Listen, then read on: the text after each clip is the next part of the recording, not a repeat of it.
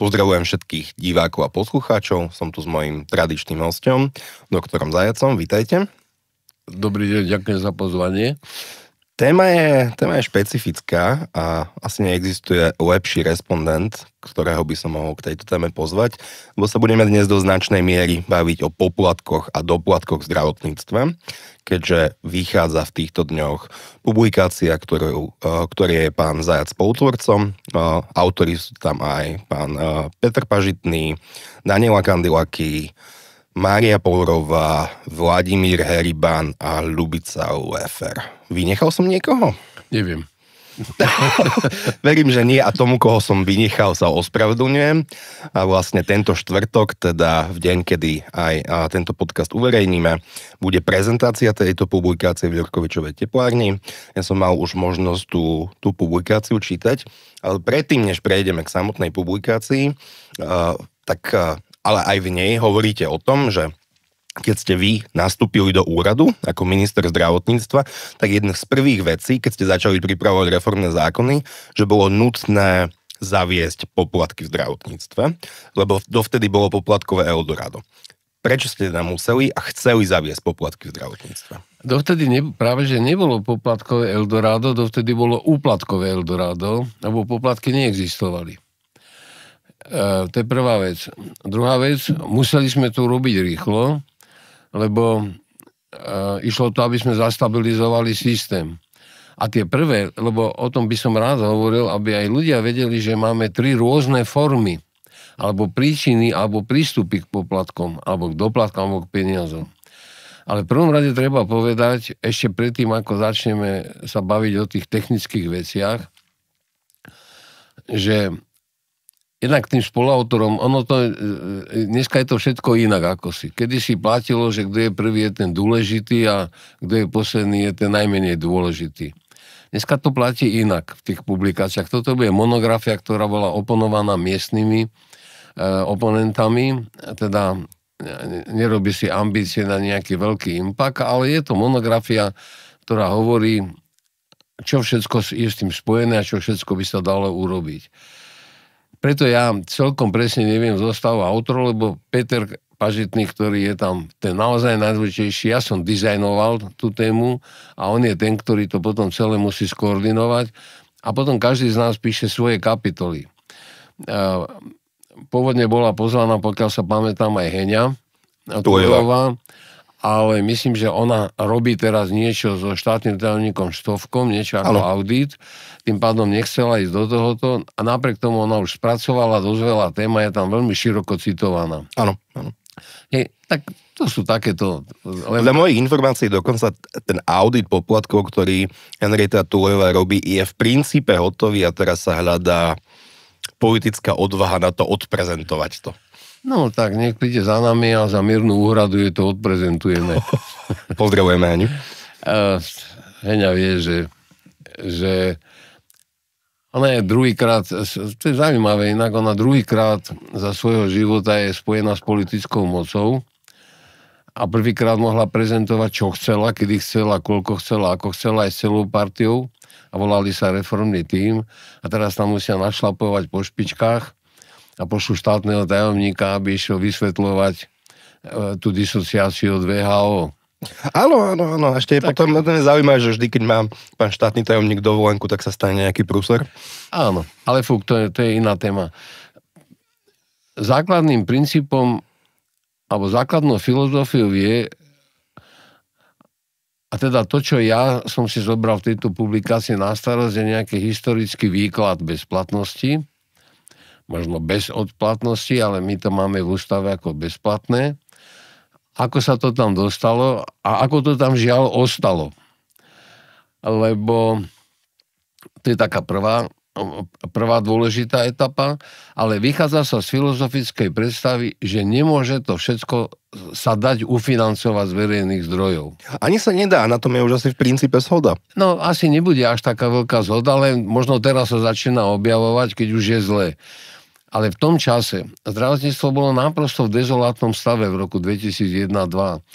Bolo zadlžené neprehľadne a krížom krážom, každý dlhoval každému, ale súčasne vykazovalo parametre prebytku dopytu a prebytku ponuky.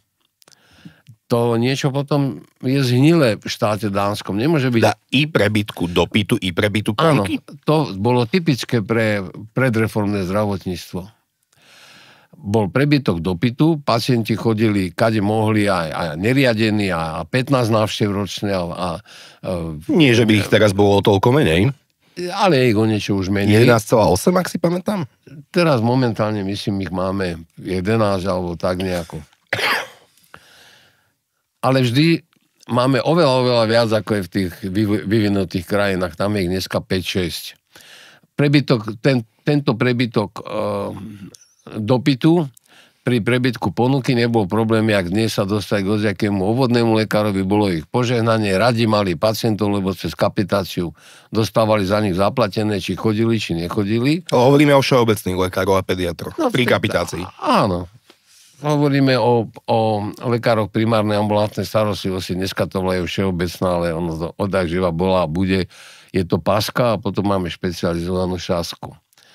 Dneska to volajú, myslím, všeobecná ambulantná starostlivosť. Tak. Neváš, alebo tak nejako.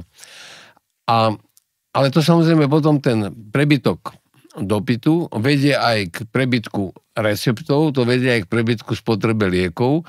A to k plýtvaniu. Prosím? A k plýtvaniu. No samozrejme k plýtvaniu. A už v tom čase sme zistili, že 42 000 kilogramov liekov sa v roku 2001 vyhodilo len cestou šuklu. Teda cestou lekárni a pod gestiou šuklu. Už vtedy to bolo tak, že lekárne mali povinnosť zbierať lieky. Práve, že ešte to až tak veľmi nemali. Lebo teraz tú povinnosť majú. Áno, ale vtedy ich ľudia nosili. Samozrejme, oni majú povinnosť zbierať nemali, ale zbierali. To znamená, podľa našich odhadov v tom čase, teda bavíme sa o rokoch 2226, to bola možno 1/3, možno menej ako 1/3 liekov, ktoré ľudia, lebo viete, to treba zobrať, chytiť, zaniesť, odovzdať. No nie len tak. Drvivá väčšina ľudí to hodila do koša, do hajzla, do rieky, čo ich napadlo. Tým pádom, inak za okolnosti, odkedy to majú lekárne povinnosť preberať, odtedy šikanujú tých pacientov a nenoste nám to zabalené v krabičke a musíte to mať vybalené a potom my nebereme, lebo sme plní. To som zažil už toľkokrát, že mne to nepovedia, lebo vidia ten výstražný pohľad. Takže v tom čase nebola nejaká veľká zhoda, že len verejné financie to neutiahnu. Nebola veľká zhoda politická. V tom čase bola veľká zhoda ekonomická. U mladých progresívnych ekonómov. Ťažko by sme našli nejaké... A treba aj vedieť, že tá vláda bola zostavená,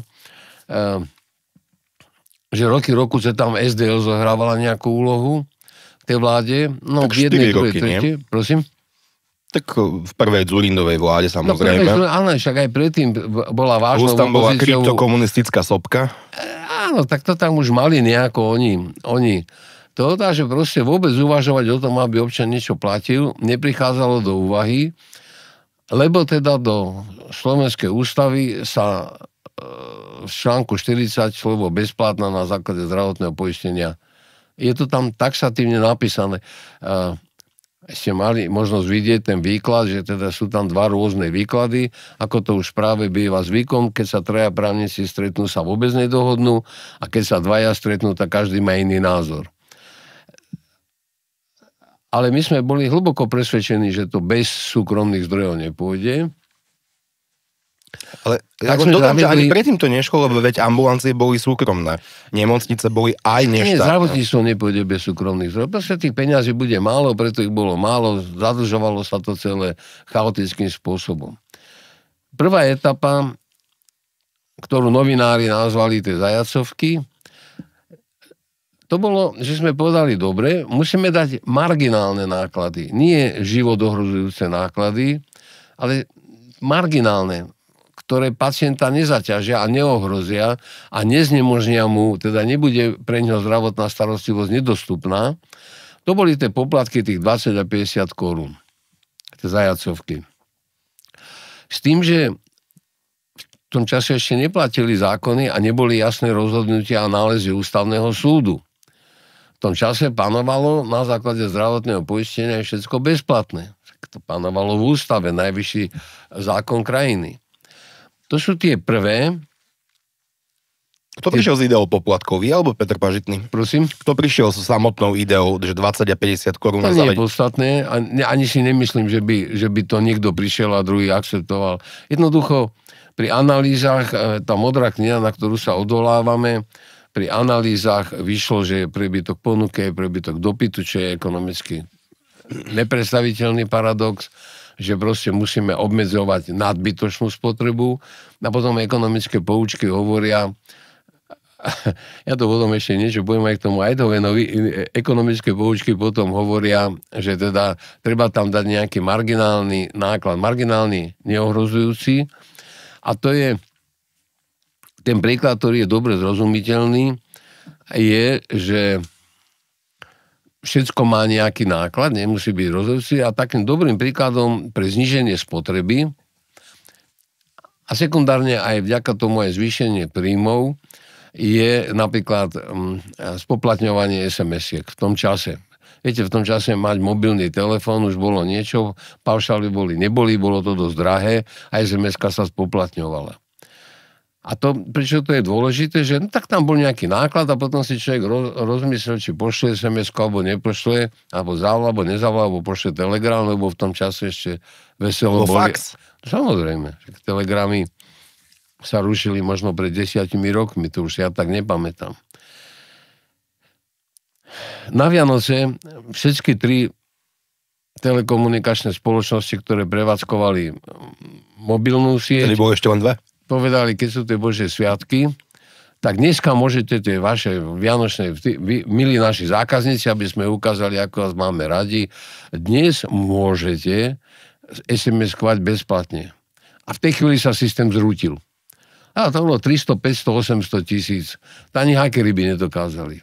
Lebo keď to je bezplatné, nikoho to nebolí, tak jedem. A budem aj SMS-kovať nielen manželke, manželovi, frajerke, frajerovi, rodičom a deťom, ale budem už SMS-kovať každému. Aj čo robíš ty, vole? Čo deláš ty, vole? To je proste tak funguje. Kľúčové na tom bolo, že to aj urobilo nejaké príjmy. Tie poplatky sme schválili až na druhý krát. Ale v podstate to prinieslo jedno poznanie, že musíme ich definovať a že od tejto nebudú za zdravotné, už prechádzam k tej štruktúre, za poskytovanie zdravotnej starostlivosti, ale za služby s ňou spojené. Doprava, strava, manipulačné poplatky za recept, tedy v čase sa ani nesnívalo o elektronických receptoch, a NZCI dodneska nesníva, keby im dôvera nevenovala svoj systém, tak by to ešte roky, co boli tie blankety. Tak ulička je, že majú robiť zase ILAP, NCZI, tak asi ani toho sa nedočkám. Nech robia čo, ja som sa chcel cez NZCI objednať na očkovanie proti covidu. Na to treba dve vysoké školy. Na to treba dve vysoké školy. Na to treba byť bývalým ministrom a musíte mať úžasné šťastie, aby ste si mohli objednať termín, ktorý vám potom ten debilný systém určí. Žiadne objednanie. Pre mňa, keď je objednať termín, tak zajtra, alebo pozajtra, o druhé, alebo o štvrté, ne. Dojdete vtedy a vtedy, či človek robí, nerobí, žije, nežije.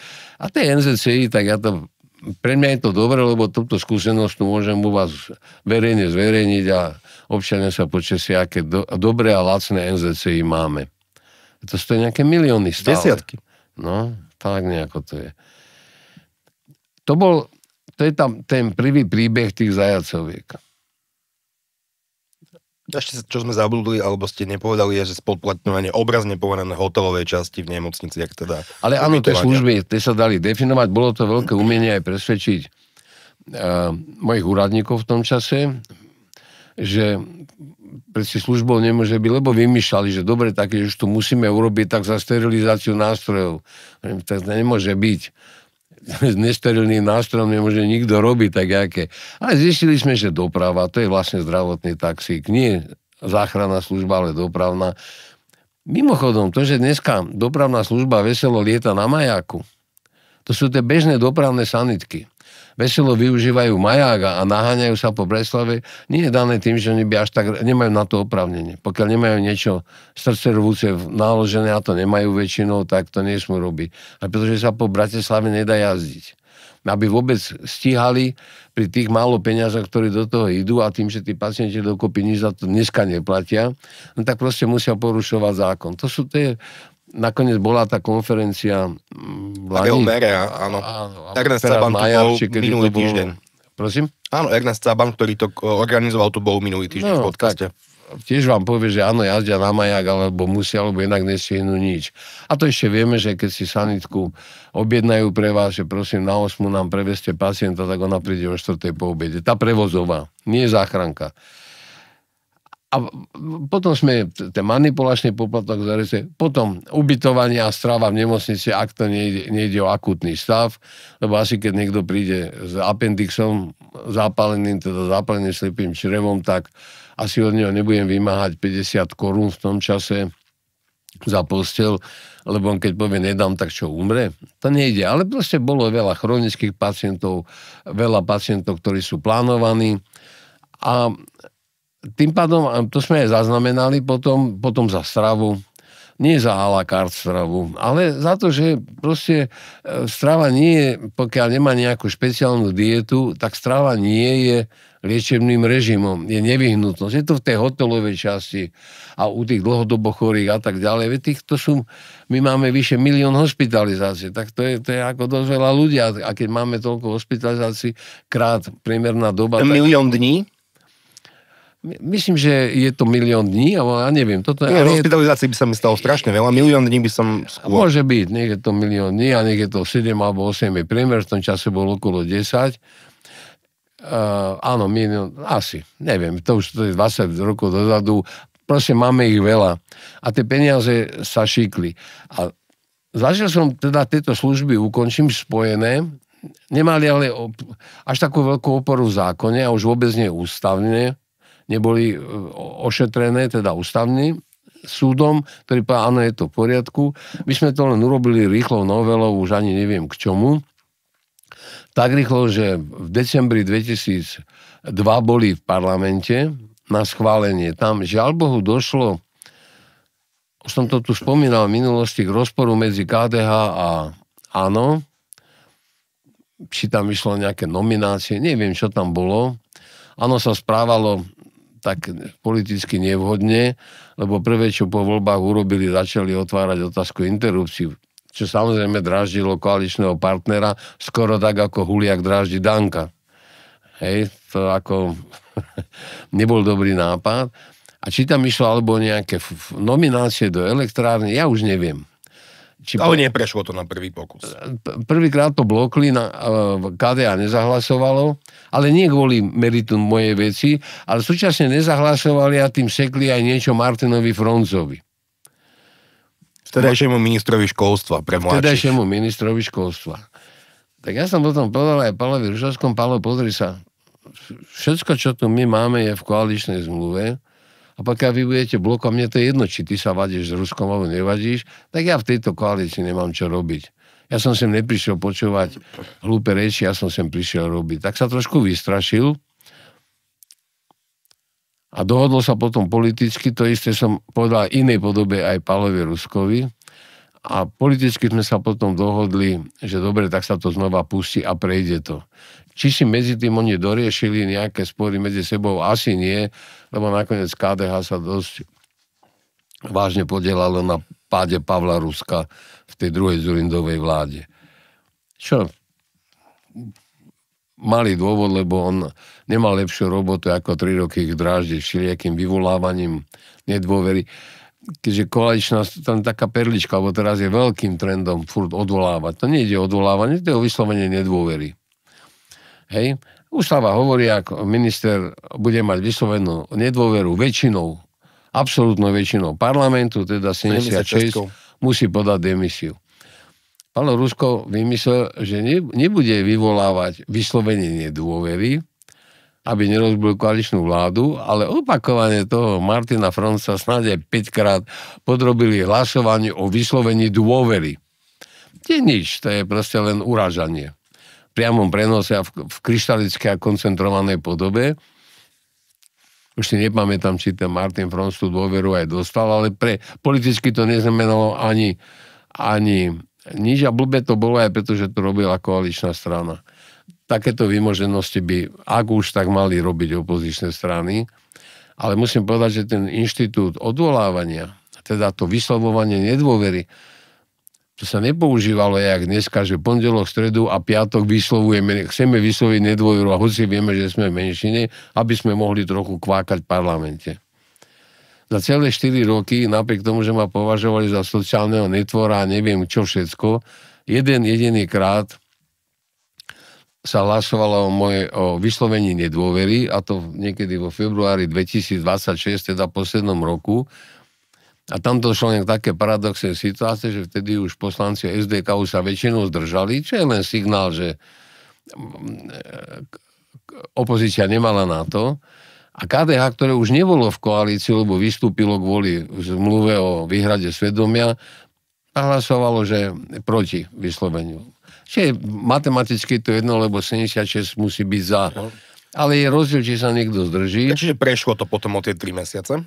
Čo prešlo? To hlasovanie o poplatkoch. O 6 mesiacov a v júni to celé zbehlo a odtedy sa začali platiť poplatky. Samozrejme, došlo tam potom k podaniu na ústavný súd zo strany opozície a ústavný súd rozhodol tak trochu filištínsky, že je to v súlade s ústavou, lebo tie poplatky nie sú až tak veľké.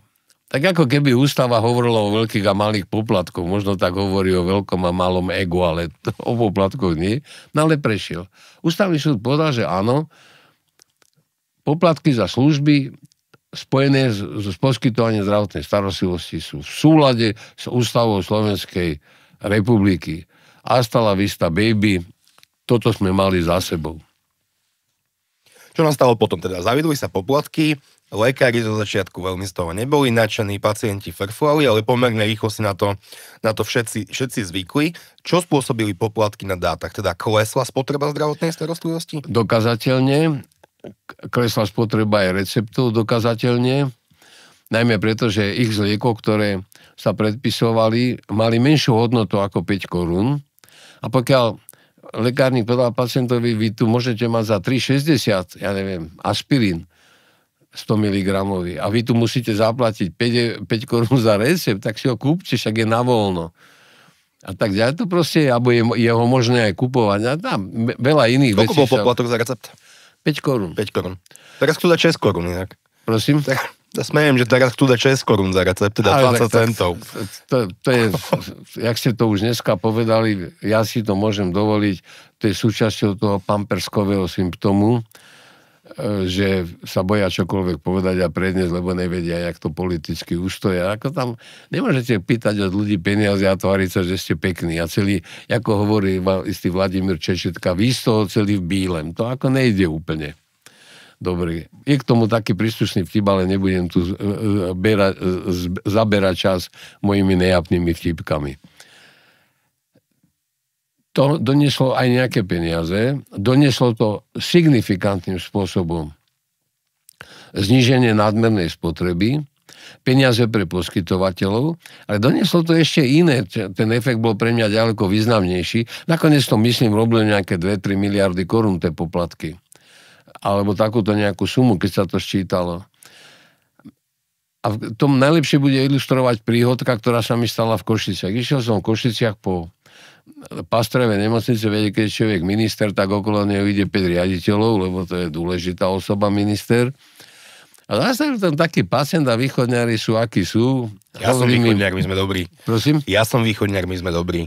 Však ja som povedal, že ste zlí. Som povedal, aký ste takí ste, a vy nie ste východňár, vy ste práve taká zmeska všetkého, čo to Slovensko poskytuje. Ešte stále platí, že ste z Levoče. Navždy. No tak. Tak keď ste navždy z Levoče, tak nie ste až taký východňár. Ste taký. Je pravda, že ste už v kraji, kde pol deci je 1 deci. To samozrejme už od Tatier. Lebo my nemiešame. Tam sa to láme niekde pod Banskom. Že do Podbanského, kým prídete pol deci, je pol deci a od Podbanského veľký rum je deci. A tak ďalej. To som zažil na vlastnej koži opakovane. Ale vy ešte nie ste až takí východňári, jak sú na Zemplíne a tam niekde na Dukle a neviem kde. Ale dobre. priznávam vám váš východňarský status. A on povedal, no, ja vám poviem niečo, pán minister. Však 50 korún nie je tak málo peniazy, ale a ja som aj nie taký, ale viete čo, aj čistú posteľ mám, aj strava je lepšia.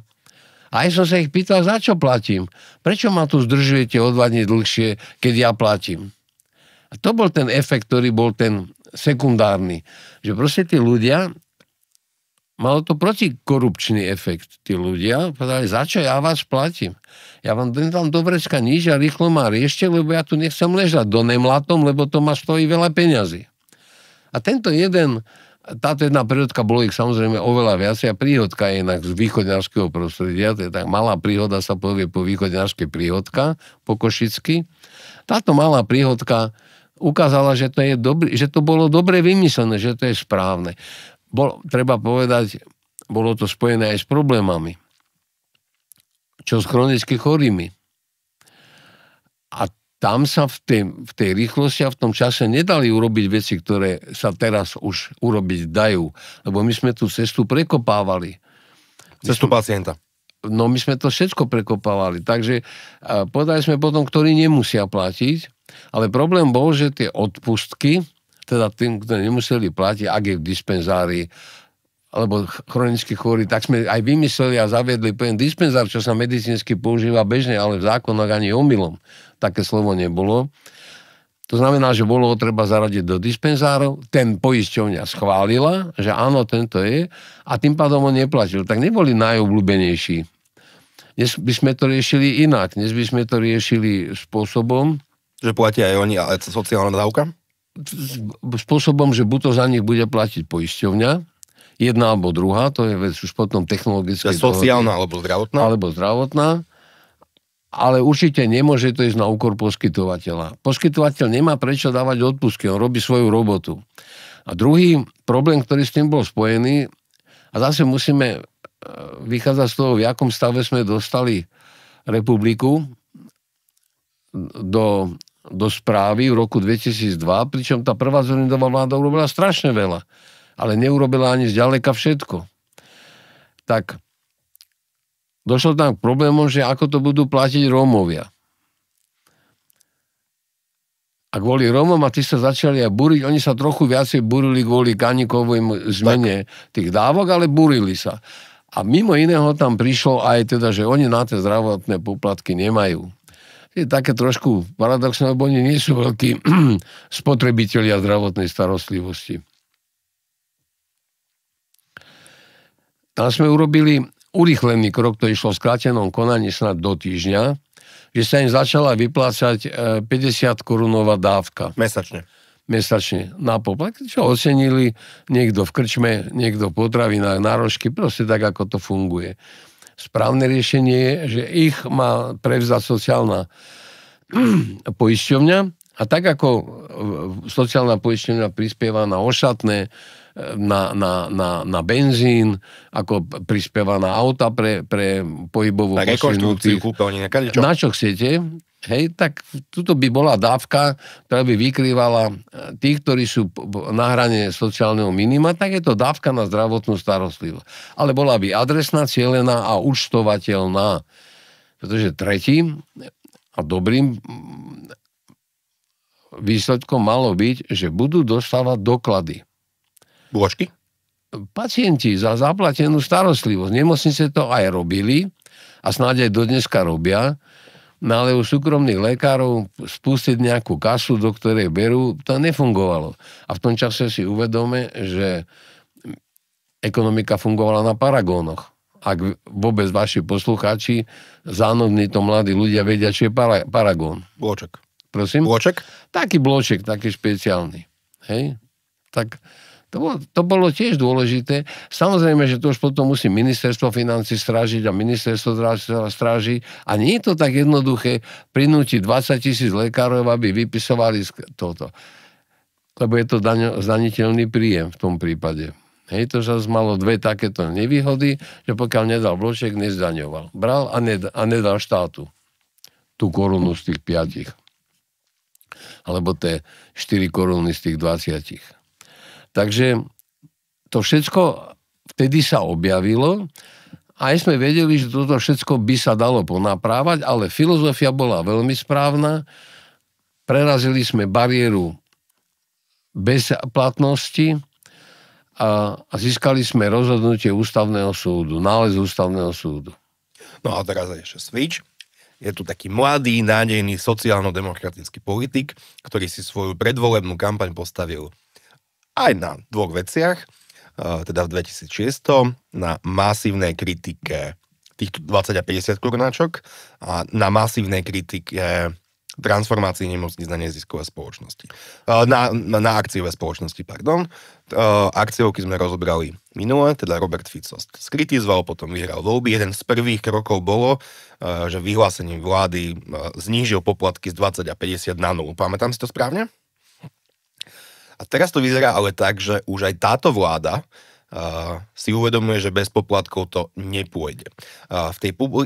Vo vašej publikácii, teda v tejto monografii, sa píše aj o tom, že momentálne slovenskí klienti zdravotníctva platia približne 1,8 miliardy na rôznych doplatkoch, poplatkoch, na kadečom, ak sa nemýlim, a je to na základe dát, ktoré zozbieral Úrad pre dohľad nad zdravotnou starostlivosťou. Týchto 1,8 miliardy ale sú, vieme povedať, za čo sú? V prvom rade ste urobili predčasný switch, pretože len jedna z tých troch druhov možností bola doteraz diskutovaná, to sú poplatky za služby. No, tak poďme do tej druhej. Za poplatky za zdravotnú starostlivosť. Za zdravotnú starostlivosť, alebo ak chcete zjednodušenie, za liečenie. To znamená, môže byť zdravotná starostlivosť spoplatnená? Môže, ak je nezmluvná. To bolo aj predtým, nie? Nie, ak Rádio Jerevan. Viete, jak sa Rádio Jerevan pýtajú, či môže žena z muža urobiť milionára. Keď si vezme miliardára. Nie, keď bol predtým miliardár. Ak si vezme, nemusí. To je jedno. To znamená, na tú otázku nebola odpoveď v roku 2002, 3, 4. A argumentovalo sa ústavou. A článkom 40, ten je tak jednoduchý, že to ani nebudem citovať, si každý prečíta. A my sme tvrdili, môže byť. Za nejakých podmienok. Nezmluvná, to sú teraz. Na čo keď všetci budú zmluvní? Hej, to znamená, a čo keď aj tí, ktorí sú zmluvní, sa správajú niekedy ako nezmluvní, ako zmluvní. Ide o filozofiu spoplatnenia zdravotnej starostlivosti, nie o výkon tejto filozofie, čo sú zmluvní, nezmluvní a polozmluvní a neviem akí. A tvrdili sme, že za istých podmienok môže byť spolúčasť pacienta na poskytovaní zdravotnej starostlivosti presne tak, ako už vtedy aj mohla byť spolúčasť pacienta na liekoch. Čo nie je nič iné, iba forma zdravotnej starostlivosti. To je dôležité, lebo tie lieky nikto nikdy nespochybňoval. Samozrejme, robili sa tam rôzne nekalosti, všelijaké kategorizácie čudného rangu, bola snaha výrobcov, aby ich lieky boli kategorizované na plnú úhradu v zdravotnej poisťovne. Pokiaľ sa to nepodarilo im dostať tam, lebo ja neviem, keď už ich je 7 druhov tých istých liekov, tak už to tam nemá byť, tak potom mali vyššiu cenu. Podalo sa, že poistenie vám uhradí 80% a hneď po kategorizácii to rozhodla kategorizácia, znížili cenu. A to išlo do spotreby, lebo čo sú predpisové lieky, tie sa veselo predpisujú, lebo pacient za ne nemusí platiť. K tým liekom som len preto odbočil, lebo tam sme našli recept, ktorý sa volal fixný doplatok. O tom som už, myslím, tu hovoril a filozofia fixného doplatku je, že ak po novom a tam vykrikovali, ak budú ľudia umierať, ak nebudú lieky a všetko možné, nemožné, ak po novom ona spustí cenu, v poriadku, pol v prospech pacienta, pol v prospech poisťovne. Ak predtým liek stal pri kategorizácii 100 a oni sa rozhodli, že pustia 20%, tak 10% sa znížila cena lieku, aj úhrada zdravotnej poisťovne a 10% ušetril pacient na doplatku. To bolo jednoduché, absolútne úspešné opatrenie, ktoré veľmi finančne zastabilizovalo lieky. V tom čase totižto sa na lieky dávalo zhruba 35% všetkých možných a na rozdiel od kolegu Vyselajského disponibilných zdrojov. Ale vrátim sa k tej spoplatnenej zdravotnej starostlivosti. Veľmi komplikovaným, veľmi dobrým a sofistikovaným systémom sme urobili zákon o rozsahu, v ktorom sme presne povedali, za akých podmienok to rozsah z čoho. Tam samozrejme chýba, tam je podmiet prísudok, chýba no úhrade zákon o rozsahu úhrady z verejného zdravotného poistenia. A to je spojené aj potom s tým, čo sme sa už x-krát bavili. Pokiaľ je zdravotná starostlivosť spoplatnená, tak je to isté riziko. Môže byť spoplatnená a je rozhodnuté ako. A na toto riziko sa môže občan individuálne pripoistiť. Lebo si môže povedať, dobre, poviem príklad, pri plánovanej operácii žlčníkového kameňa nech je spoluúčasť 50 €, a keď celoročná poistka na všetko možné, aj služby bude 20 €, tak radšej sa na to poistí každý, ako bude platiť 5. To sa dá proste. Poisťovne vedia veľmi dobre, že keď bude definované riziko, komerčné, tak to komerčné poistenie sa rozbehne. Keď nie je definované riziko, po slovenský nárok, tak nemáme čo poisťovať. A tam zase kolegovi Stachurovi srdečný odkaz posielam, keď tam minule rozprával o tom, že zajazd neurobil nárok, tak ja sa ho pýtam, ja som robil zákony, ktoré to predpokladali, bol vo vláde rok a niečo, a kde on robil nárok, čo je nariadenie vlády, to nie je žiadna legislatívna zázrak, to vláda príjme a na druhý deň to je vydané. Samozrejme toto zase prinieslo problémy, lebo vy ma tlačíte k niečomu inému, ale toto musím povedať, lebo tie poplatky sú aj o tom. A ústavný súd povedal, áno, aj toto je v súlade so zákonom tak, ako to je konštruované. Nebudem vašich poslucháčov a ani kolegov, ak to pozerajú, znervozňovať, jak tá konštrukcia je urobená.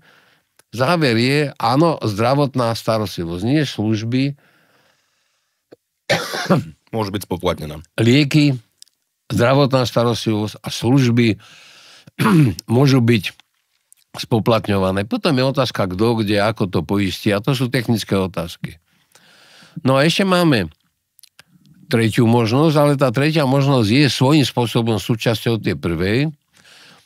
A to je veľmi obľúbená téma štandard a nadštandard. Tak v prvom rade, ak chcem niečo účtovať za nadštandard, musí byť definovaný štandard. A my sme to aj preto vyčlenili do takého špeciálneho balíka, lebo môžem definovať, že štandard je dvojposteľová izba alebo trojposteľová izba v nemocnici so sociálnymi zariadeniami na chodbe. Môžem povedať, ak je tá izba dvojposteľová, má vlastne sociálne zariadenie, je to nadštandard, a je to len služba, tá hotelová. Môžem povedať stravu, no preženiem to. Môžem mať stravu v štandarde, tak ako to je, a bude spoplatňovaná len ako služby všeobecné, ale môžem mať aj možno výber à la carte z 3 jedál, 4 jedál. Nie nezmysel, ale ako asi to nerozhodne, ale možno, že niekto si povie, alebo mu to donesú z reštaurácie. Keď sa to tej nemocnici oplatí, nech to nosia. Donesú mu jedálny lístok, menu, on povie, toto chcem a dá im 12 € a donesú mu menučko. A ešte aj ušetria na strave. Ako to všetko takto funguje vo svete, tak ja nemám halucinácie, že sa o 2:00 noci zobudím, celý spôsob poviem, menučko z reštaurácie do nemocnice. Aj preto ich nemám, lebo 90% všetky plány to musí byť varené v nemocnici. Pričom v nemocnici sú najväčšie potkany v tých kuchyniach a v tých skladoch a najlepšie živené. Som bol opatrný. Už som videl potkana aj v dobrej nemocnici. A nebolo to delirium moje. No. Ale je trošku problém štandard a nadštandard s zdravotnou starostlivosťou. Lebo môžem definovať, že takú šošovku, také koleno a toto dostane. Mám tam ale neuveriteľný, môžem povedať, toto je štandardné. Hrdzavé železo ti dáme ako štandard a krásnu, neviem, jakú si vymyslia a firmy budú propagovať, ja neviem, z kevlaru alebo z nejakej kozmickej zliatiny bude náš štandard. Problém je v tom, že ten pacient to nevie rozhodnúť. A sú veci, ktoré ani nemôže rozhodnúť. No nemôže rozmýšľať, či dostane štandardný alebo naštandardný stent pri koronárnej príhode. Srdca. Pri koronárke. Hej. Jednoducho tam má dostať to najlepšie, čo je súčasťou lege artis. Aj ten pojem sme definovali v zákone, to nebolo tiež. Tým pádom ja osobne, a tak sa to aj v tej monografii dá vycítiť, som negativistický. Hej, voči štandardnej a naštandardnej operácii. To zase klasický príklad, že otvorená cholecystektomia, teda vybratie žlčníka, alebo laparoskopická, teda nie otvoreným rezom, ale cez ten optický prístroj. No ona je trochu drahšia, tá laparoskopická, ale ona je trochu drahšia ako výkon, ale ďaleko sociálne lacnejšia, pretože ten pacient vám za 2 dní je úplne prevádzky schopný. Po tom Kerovom reze, keď ho rozrežú od pol do pol brucha, no tak ten 3-4 týždne bude rád, keď si pšuknutie aspoň nerozplače od bolesti prednej brušnej steny. Takže tam my aj tu zaujímame také negativistické stanovisko, že všetko, čo ide donútra, dotýka sa slizníc, tkanív a tak ďalej, by nemalo byť, a hoci je to zdravotná starostlivosť. Ale vieme si aj tam predstaviť náš štandard. Jednoduché, zase ja mám rád len jednoduché príklady. Sádra po zlomenine. No štandardná bude sádrová a naštandardná bude odľahčená od nejakej firmy, čo to vyrába, tých je viac. Ale to sa robí aj teraz, nie? Neviem. Lebo ja som zatiaľ žiadnu sádru nemal ani... Ja som mal nedávno zlomenú takú kostičku v zápesti a tam som si objednal tú odľahčenú, no, takú protézu.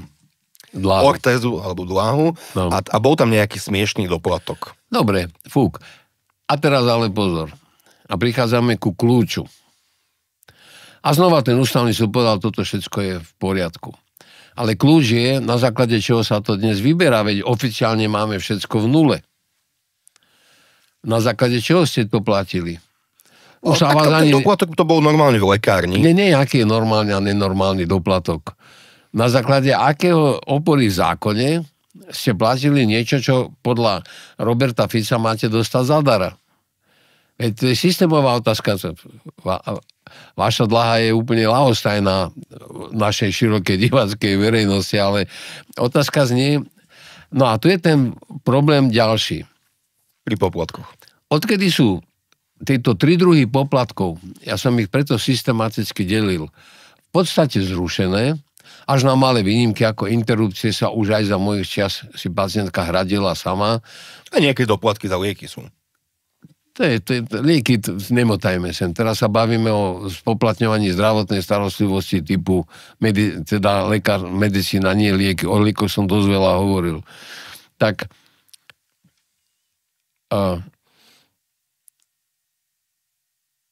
odkedy sa tuto zapobyt v nemocnici je 0, za recept je 0, za návštevu ambulancie je 0. To nariadenie vlády existuje.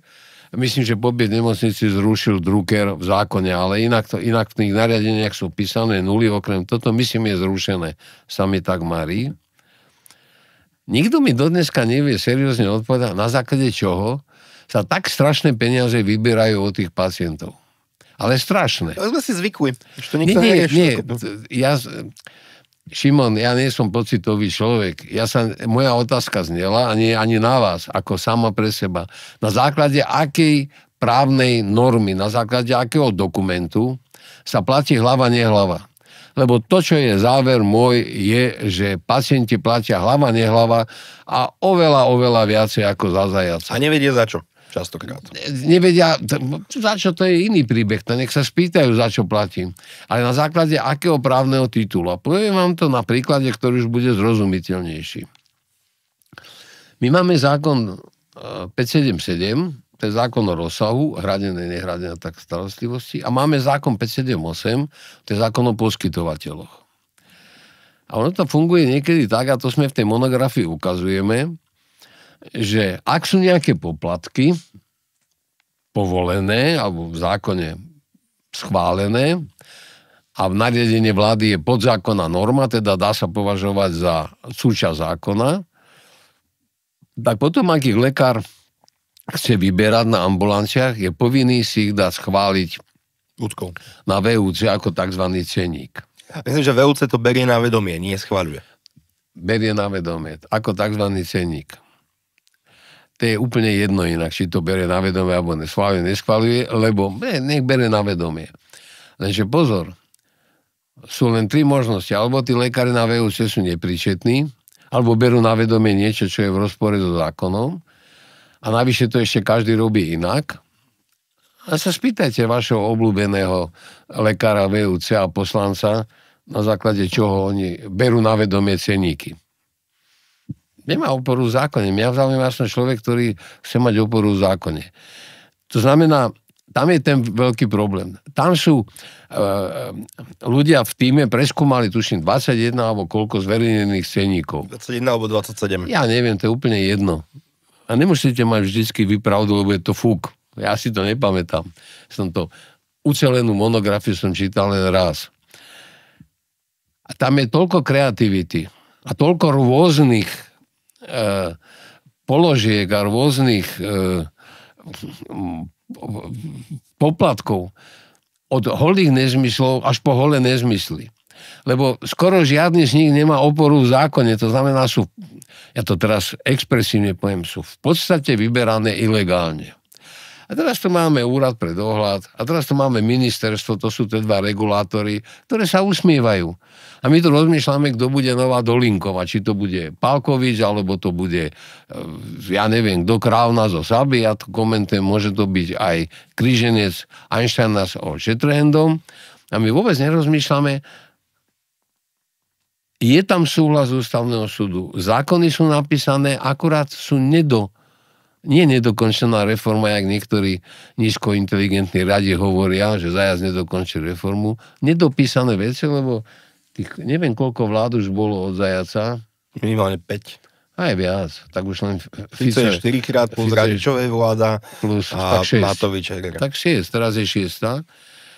Nikto z nich nevypísal, nikto z nich neurobil ten nárok, nikto z nich to proste nerobia, lebo buď nevedia, alebo nemôžu, alebo nechcú, alebo sa boja, alebo rozmýšľajú, akým spôsobom oznámia národu, že platí nelegálne. A z toho 4-krát za Fica. Hej, milovníka sociálneho štátu.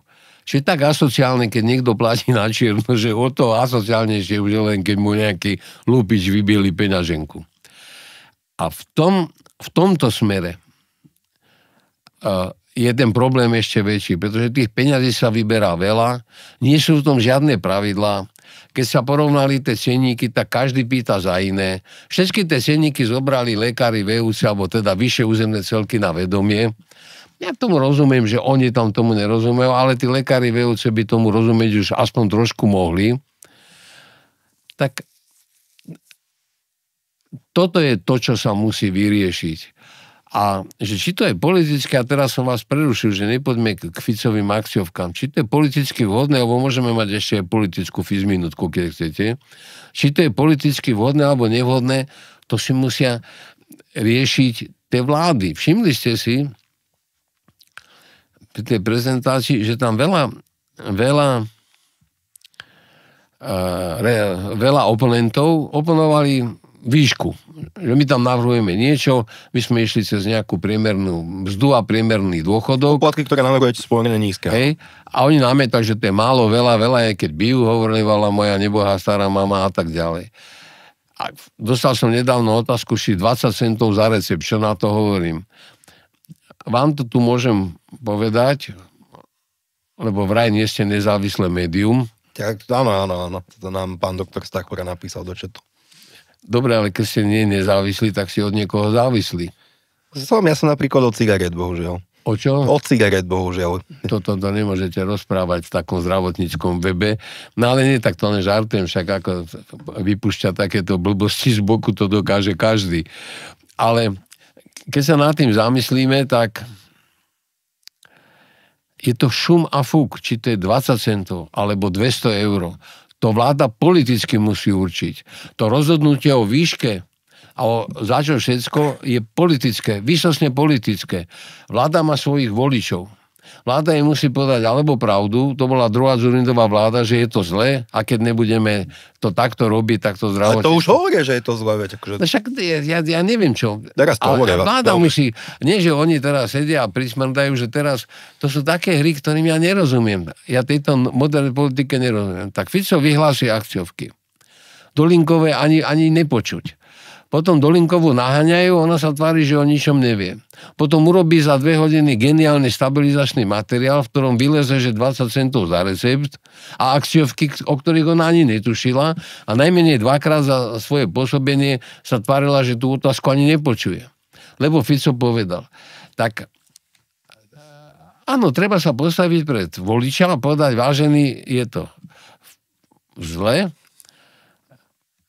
Ale ja viem, že som chcel povedať prdeli, ale to sa tu nesmiem.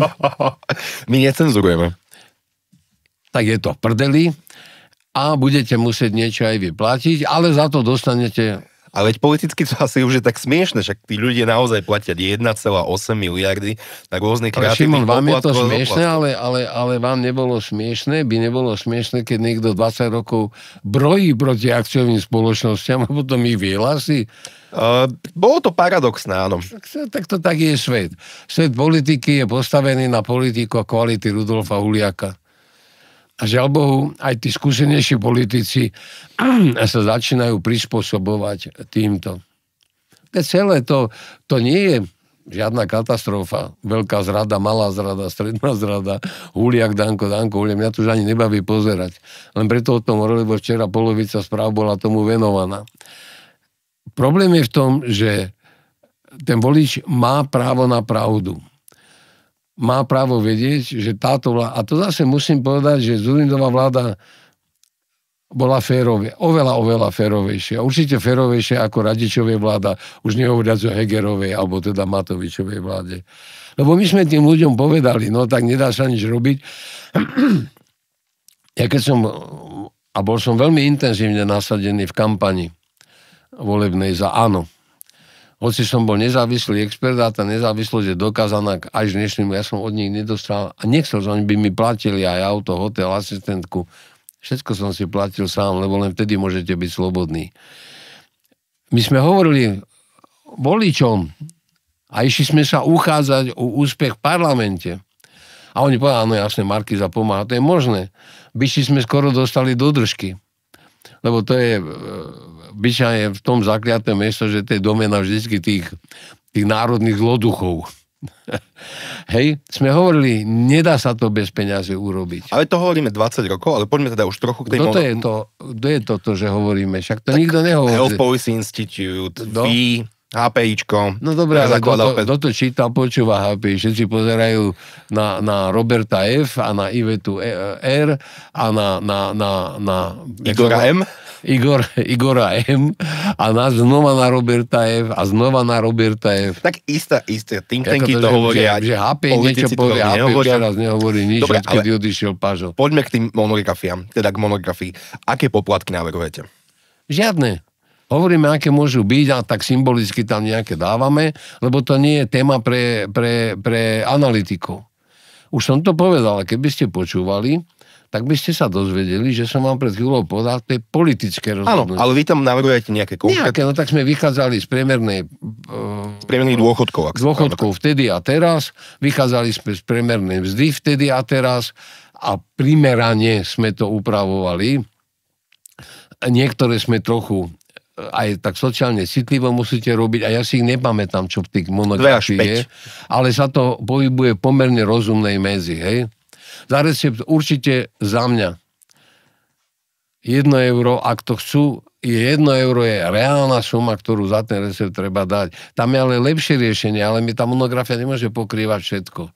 Tam je riešenie, aby sa platilo od položky a aby sa kombinovala úhrada pre lekárnikov za poskytnutú zdravotnú starostlivosť od zdravotnej poisťovne a od pacienta administratívny poplatok za recept, lebo vtedy by tie lekárnici boli, by som povedal, aj lepšie na tom postavení finančne. Dneska sú už pomerne veľké biede. A samozrejme spojí to s tým, že zdravotná starostlivosť poskytnutá za receptové lieky, nie za OTC, teda voľnopredajné. Ale v zásade, či tam bude 20 centov, alebo 2 eurá je politické rozhodnutie za recept. Môj taký nos hovorí, asi euro by bolo to správne a vychádzam znova, že priemerný dôchodok v roku 2004, či koľko to bol 176 eur, dnešných vtedy boli len koruny a dneska je niečo na úrovni 540 či koľko, alebo 600, mám to niekde poznačené. No tak keď je to zhruba 4-5 krát viac, no tak aj tých 5 korún môže byť dneska 5 krát viac, no tak to je celé.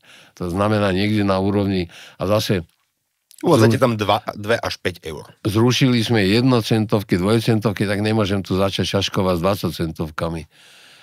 A to sú proste, ale nech to urobia, nech to presadia, lebo už potom každá ďalšia vláda si to môže upravovať. Nech to presadia, nech povedia, áno, už za recept znova sa vraciame. Áno, k tomuto sa vraciame. A koľko? To je tak politické rozhodnutie, že žiadna monografia si nemôže robiť nárok určovať výšku. No ale keby sa aj zaviedli tieto poplatky a urobilo by sa v tom poriadok, tak stále ľudia platili 1,8 miliardy za kadečo.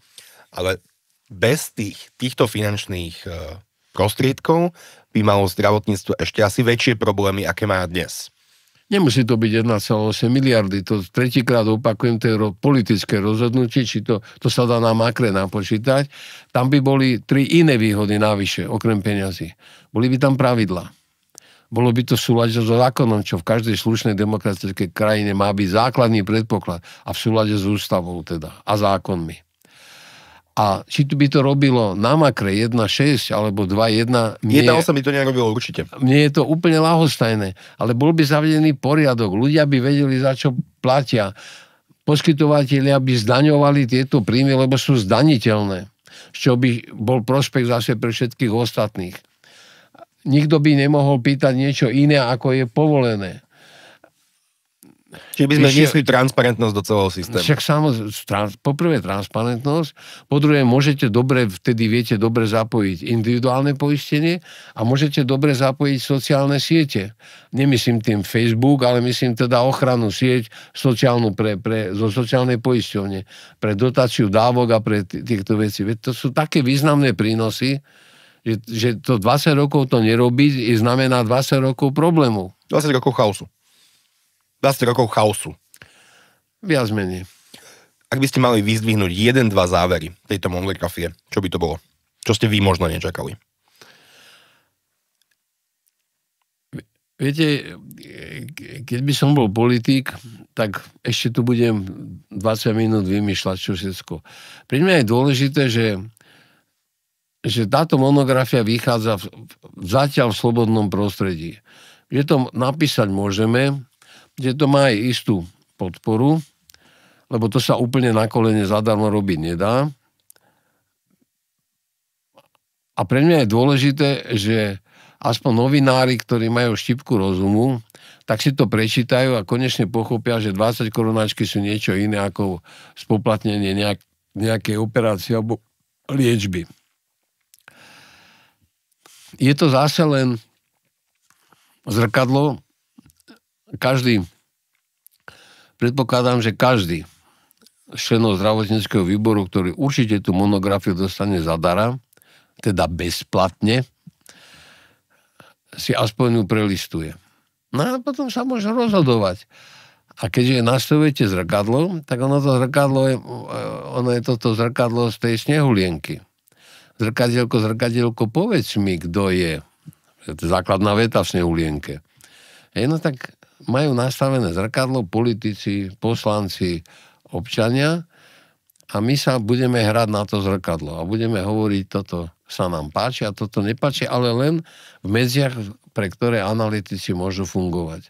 Bez politických ambícií. V tej monografii nie je jedna veta, ktorá by mala nejaký politický podtext.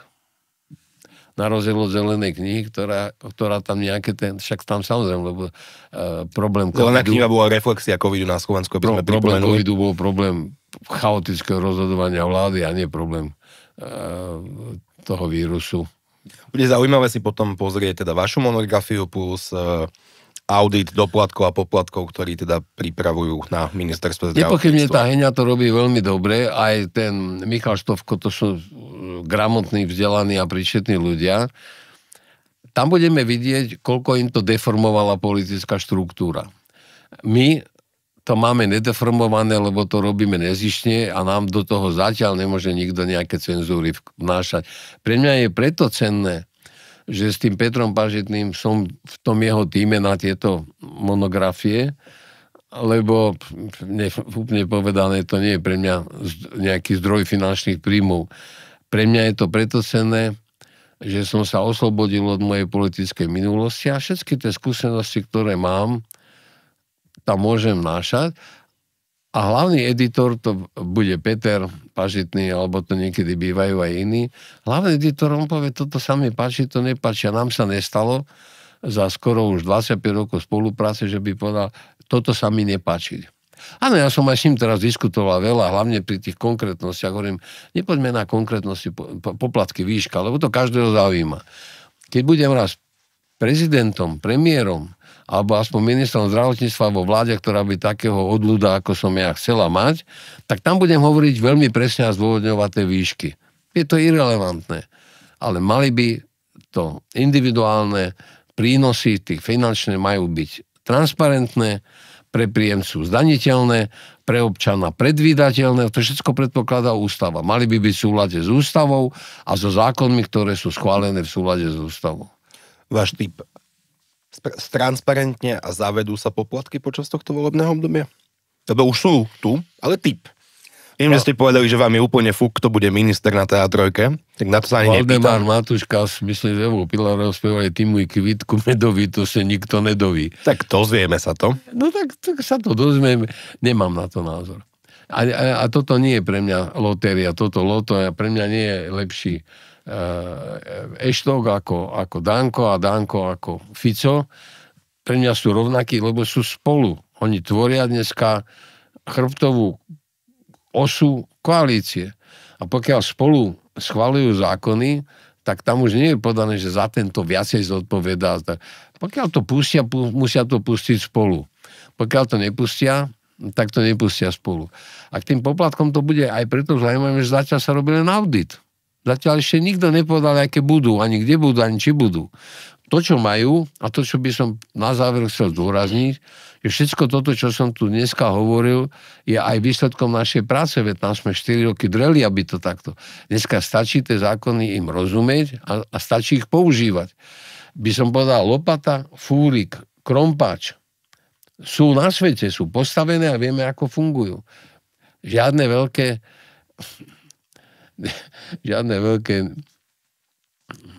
veľký rozum k tomu netreba. Treba vedieť, a to tá Heňa vie, to ten Štovko vie, to vedia skoro všetci už dneska naozaj, že inštrumenty sú pripravené, možno treba niekde nejaké deformačné bývalé, tých 600 novel aj nejaké deformácie donieslo. Ale je to vymyslené, je to ústavným súdom certifikované, dá sa to urobiť, je to v súlade s ústavou, je to prospech občana. Za 2 mesiace môžu byť hotoví. Mám ísť do nejakej relácie aj s bývalým ministrom Muhliarikom. Ja ho považujem za najlepšie a najhoršieho v jednej osobe, lebo on tie akciovky mohol dokončiť. No, nedokončil. A toľko morfondíroval a špekuloval a tak nedôveroval tomu Petrovi a Tomášovi Salajovi, ktorí vtedy na ňo robili, že to až skončilo. Tak, ale rozhodne bol najlepší z nich, lebo v lieku to posunul trochu dopredu cez tú generickú preskripciu a zase niečo tam aj urobil. No. Tak aby mu nebolo ľúto, ho potom vyhlásili za pentliarika, čo je to už len hlúposť tej vtedajšej opozície a dnešnej koalície. Pán doktor, ďakujem, že ste prišli. Link na monografiu zverejníme tiež v nejakom článku a samozrejme v podrobnom článku tiež rozoberieme monografiu Ľudia alebo Janka Andelová. Pán doktor, ďakujem, že ste prišli. A ďakujem za pozvanie.